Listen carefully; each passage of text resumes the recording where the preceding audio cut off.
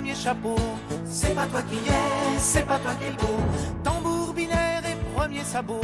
C'est pas toi qui es, c'est pas toi qui es beau.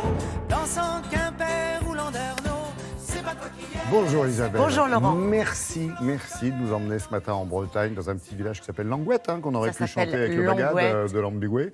C'est quoi, 20-25 km de Rennes, non? C'est ça, une trentaine de kilomètres de Rennes, en Bretagne. Et c'est un village... On a projets. voulu souligner cet exemple. Ouais. Il est breton, il est écologique, il est innovant. C'est un petit village de 602 habitants, pour être précise, mais qui attire de plus en plus l'attention, parce qu'il est vraiment écolo. C'est-à-dire qu'il a déjà à son actif une cantine 100% bio, cantine scolaire 100% bio.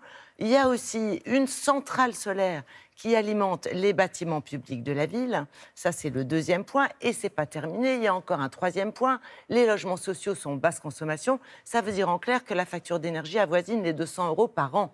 Voilà. La Bretagne gagne son autonomie énergétique. Mais c'est ça, parce que ça ne va pas s'arrêter là. Il y a une prochaine étape. Prochaine étape, c'est quoi? Pourquoi? Parce que vous vous dites exactement, l'objectif de la commune, c'est effectivement de gagner son autonomie énergétique et alimentaire. Donc la prochaine étape, c'est la construction de maisons assez étranges, assez étonnantes, avec par exemple un toit de terre pour cultiver son potager. Évidemment. Alors vous doutez bien qu'on a voulu en savoir un peu plus, aller voir de plus près. On a contacté le maire qui nous a reçus. La visite a été extrêmement sympathique. Ne vous étonnez pas, il n'y a pas grand monde dans le village, parce que c'était le mois d'août, qu'il faisait chaud, que les habitants étaient en vacances ou alors en pleine sieste. Néanmoins, le maire, lui, était là. Regardez.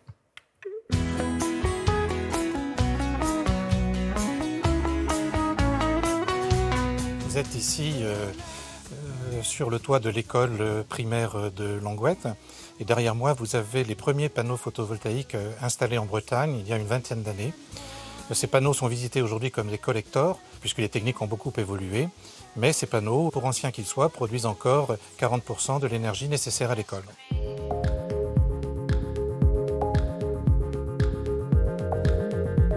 Là, c'est une centrale de production photovoltaïque très récente et qui, à ce jour, produit 42% de l'énergie nécessaire aux bâtiments publics. Comment ça marche? Alors comment ça marche? Donc on a une toiture de l'atelier communal, donc avec les panneaux solaires.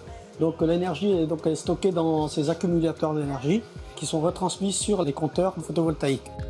Cette année, on a produit 10% de plus que les autres années. Alors ça, c'est la trappe d'accès à une citerne de 5000 litres d'eau de pluie. Parce qu'ici, 100% de l'arrosage des plantes de la commune et de l'alimentation des sanitaires s'effectue avec de l'eau de pluie récupérée.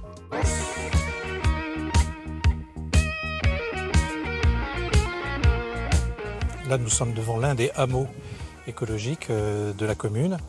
12 maisons et un locatif social également, qui consomment au maximum 250 € par an d'énergie.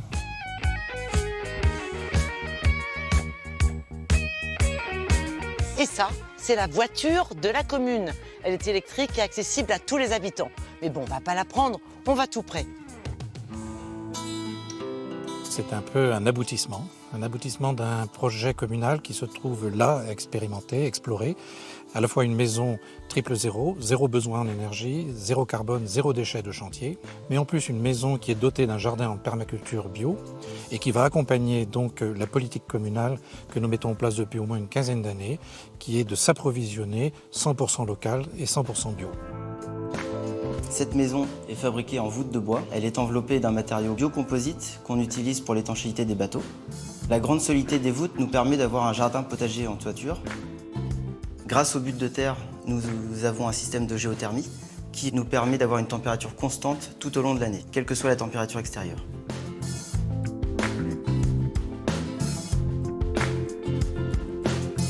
La France a signé la COP21, mais encore faut-il qu'il y ait des réalisations réelles qui témoignent d'une véritable transition écologique.